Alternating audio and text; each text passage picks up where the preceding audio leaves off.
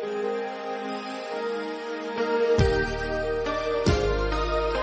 सारे लोग यूट्यूबर्स का और लोगों का कमेंट होता है कि गर्म पानी पीना चाहिए, ठंडा पानी पीना चाहिए, कौन सा पानी होता है जो हमारे शरीर के लिए अच्छा होता है। अब देखिए, गर्म पानी से स्टार्ट करते हैं।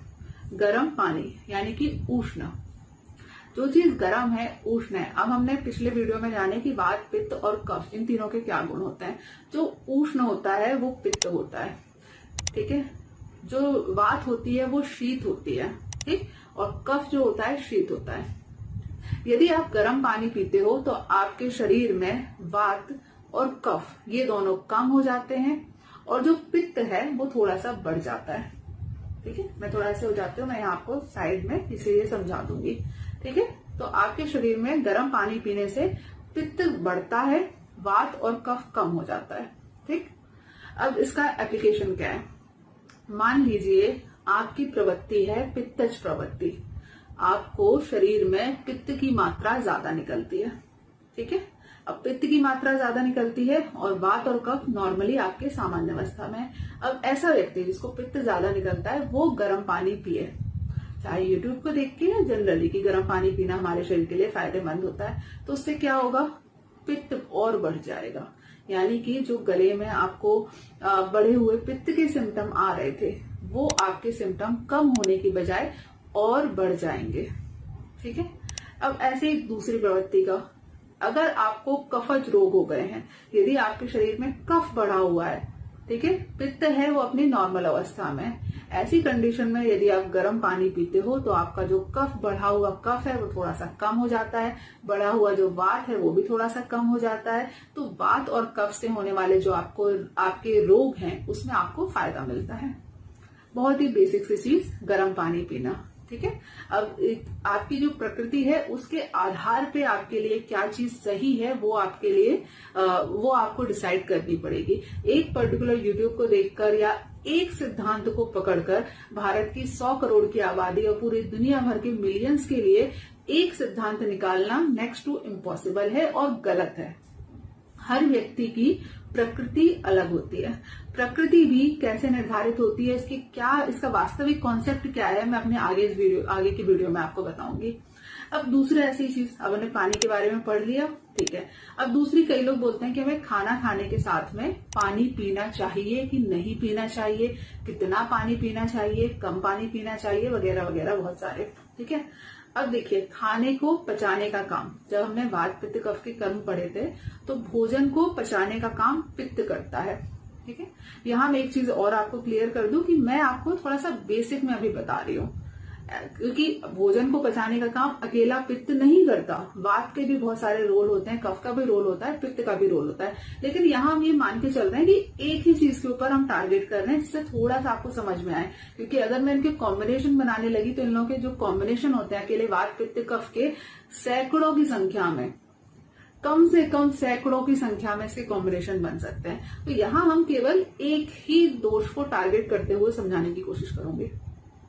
अब मान लीजिए आपके शरीर में पित्त ऑलरेडी ज्यादा बनता है। अब पित्त आपका ज्यादा बनता है, पित्त का एक और गुण होता है, आप याद करिए, गर्म होना तो एक गुण था, उसके साथ में पित्त का एक और गुण होता है द्रव होना, ठीक है। वो पतला होता है, द्रव होता है पित्त का गुण। पानी जो लेते हैं वो भी द्रव होता है, वो भी लिक्विड चीज है। ऐसा व्यक्ति जिसको पित्त ज्यादा मात्रा में निकलता है, यदि वो और पानी पिए या खाना खाने के साथ में पानी पिए तो उससे क्या हो जाता है, द्रव और द्रव दोनों द्रव गुण है, दोनों में बहना का गुण होता है, बहना, द्रव का मतलब होता है बहना। ऐसा व्यक्ति जिसको पित्त ज्यादा मात्रा में निकलता है और वो खाने के साथ पानी पीता है या ज्यादा पानी पीता है तो जो पित्त है वो और द्रव हो जाएगा, यानी कि और पतला हो जाएगा, ठीक है। अब ऐसी कोई दूसरा व्यक्ति है जिसको खाना खाने के साथ पित्त तो नहीं निकलता लेकिन उसको वात बढ़ी हुई है, और वात का एक गुण होता है रूक्ष होना, ठीक है। वात के हमने जो अलग अलग गुण पढ़े उसमें एक गुण था रूक्ष होना, वात ड्राई होती है।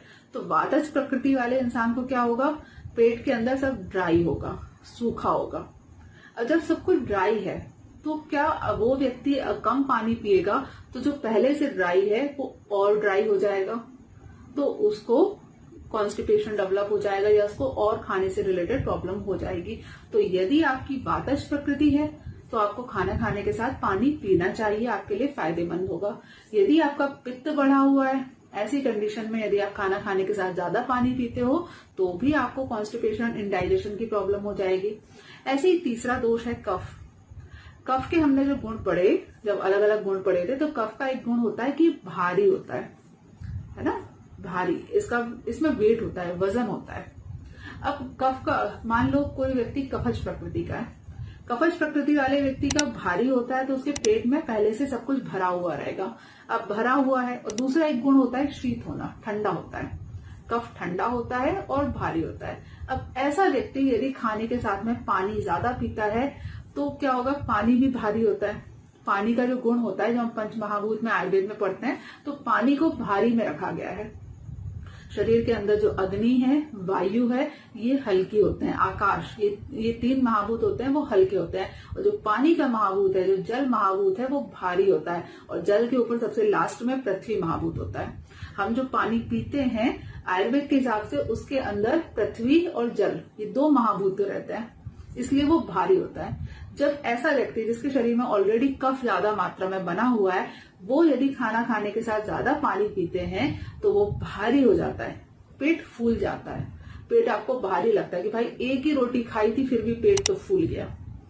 ये जो प्रॉब्लम आती है, ये कफज प्रकृति के साथ आती है।